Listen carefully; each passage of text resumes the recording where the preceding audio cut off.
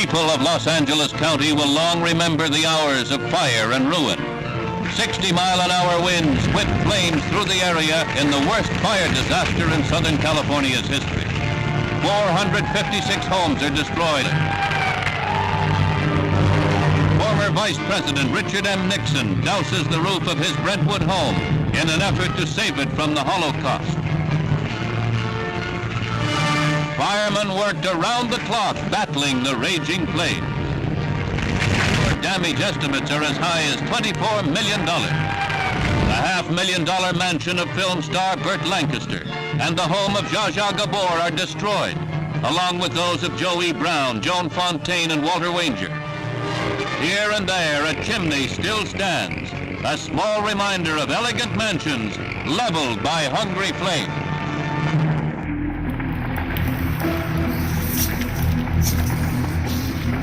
The 1961 Bel Air fire is among the most famous, but wildfires are nothing new in Southern California. Watch that structure and get ready to deploy there, get the pumps fired up. You got it. Southern California's climate embodies all of the ingredients for disastrous wildfires: little rainfall, hot summers, and dry Santa Ana winds. When a fire starts under these conditions, almost nothing can stop it. We have averaged something like 500 homes per year lost since the 1950s. Now, despite very effective fire suppression efforts, the situation seems to only have gotten worse, so that since the year 2000, we've averaged a loss of 1,000 homes per year from wildfires. Southern California's fire ecology is unlike that of anywhere else in the United States. Fire control strategies developed for mountain forests don't have the same results here. Can science help uncover new answers to help Southern California manage and live with wildfires? What science do we know well? The U.S. Geological Survey has recently embarked on a large-scale study known as the Southern California Wildfire Risk Scenario Project. They've brought together an international team of scientists. This ongoing research supports agencies on the front lines of fire management. Through a scientific lens, valuable data and tools provide insight and answers for living with fire.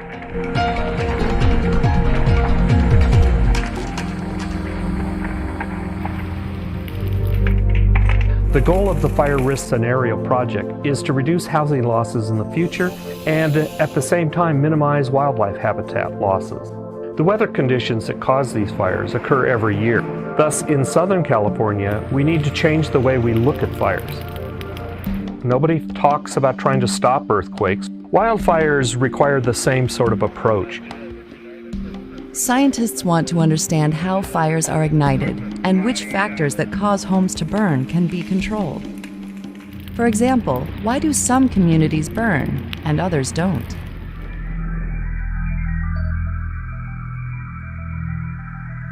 The project has already uncovered some important findings. The scientists analyzed the locations of nearly 6,000 homes destroyed or damaged by wildfires since 2001. What we're finding really is that location is the most significant risk factor.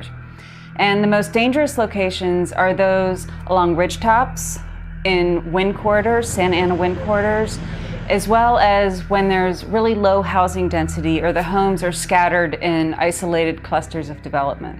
These homes not only are at more risk, but they're also more difficult for firefighters to get to.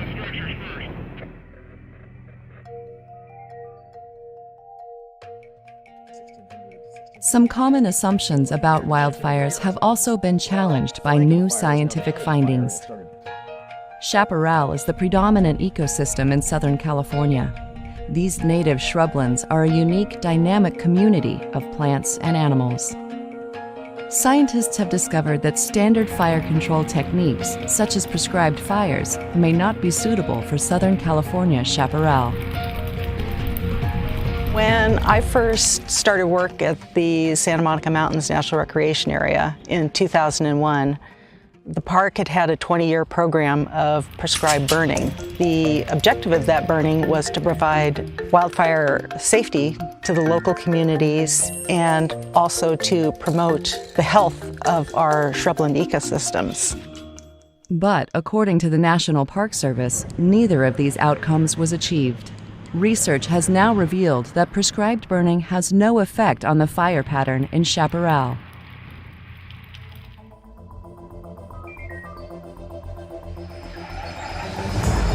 Another complex issue is mastication and the removal of chaparral from the landscape.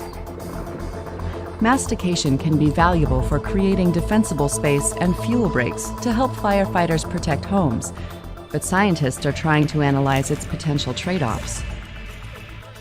The problem is that fuel breaks often don't stop fires in progress, particularly under really high wind conditions and when the fuel is really dry.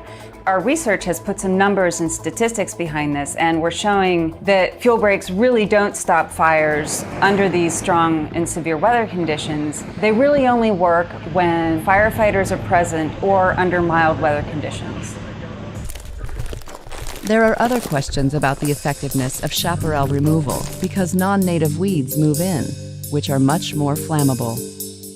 Combined with drier conditions due to climate change and more frequent fire ignitions due to people, these weeds may lead to a longer fire season.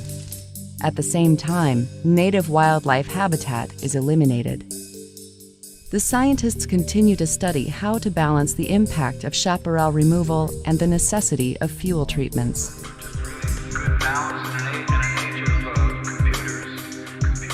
But vegetation on the landscape is only part of the equation. More than 95% of all fires in Southern California are caused by humans, not by natural sources like lightning strikes.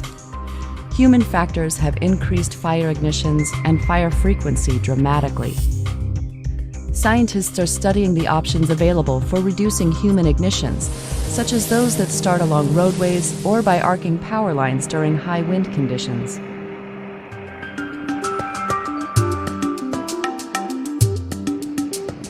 The scientists are also studying how homeowners can reduce their risk of home loss when a fire does start.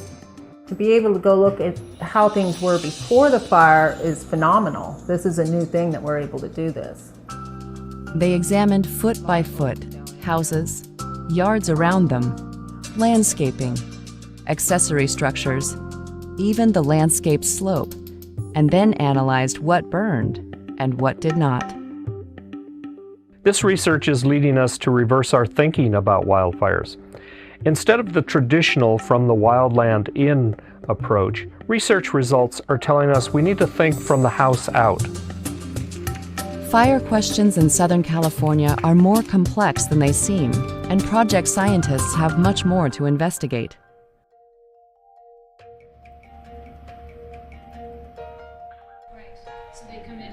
Ultimately, they hope to integrate all of these wildfire factors into what is known as a decision model. We're building quite a complex model which is tremendously exciting in scientific terms. So it's groundbreaking stuff. The model will give resource managers a tool to understand which combination of strategies, from fuel treatments to land use planning to urban landscaping, will have the greatest potential for managing wildfire risk in Southern California. Yeah, it's established. It's going to be coming down that canyon. Yeah, we got numbers flying into the structure to the left.